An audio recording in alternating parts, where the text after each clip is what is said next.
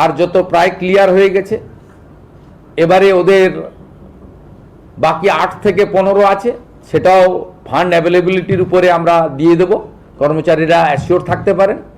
কারণ আপনাদের আন্দোলনের আমিও একটা পার্ট ছিলাম।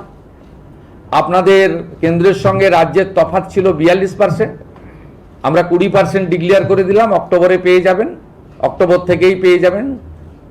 এবং আপনারা এতদিন ধরে আপনাদের অনেক কথা বলেছেন, প্রাক্তন মুখ্যমন্ত্রী অপমান করেছেন, ভিক্ষা দেওয়ার মতো 2% 3% দিয়েছেন, কখনো বলেছেন ঘেউ ঘেউ করবেন না। আমি আপনাদের বন্ধু হিসেবে কথা দিচ্ছি যে আর কয়েকটা মাস সময় দেন, অর্থমন্ত্রী অর্থ রাষ্ট্রমন্ত্রীকে পাশে নিয়ে, যে আমরা একবার করে দেবো, দ্রুততার সঙ্গে করে দেবো, একটু সামলে নিতে দেন। মাত্র 1.5 মাস বয়স এই সরকারের, এবং বিপুল ঋণের বোঝা আছে, সব দিক সামলে এগোতে হচ্ছে। আপাতত 20% আপনাদের দিলাম, পুজোর মাসেই অ্যাকাউন্টে পেয়ে যাবেন। আমরা পুজোর মাসেই আপনাদের অ্যাডভান্স অ্যাকাউন্টে ঢুকিয়ে দেবো, অক্টোবর মাসে 20% দিয়ে।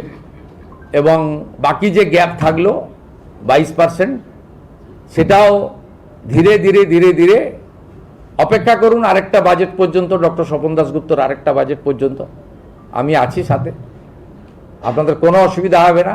7th পে কমিশনের কমিটি করে দেওয়া হয়েছে, সহযোগিতা করুন।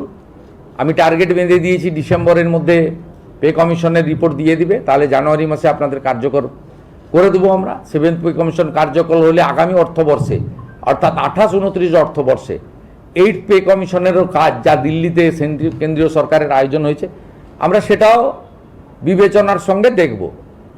আমি কোন কথা ছাড়ি আর কোন কথা বলি, মূল কথাগুলো বলে গেলাম আপনাদের এখানে।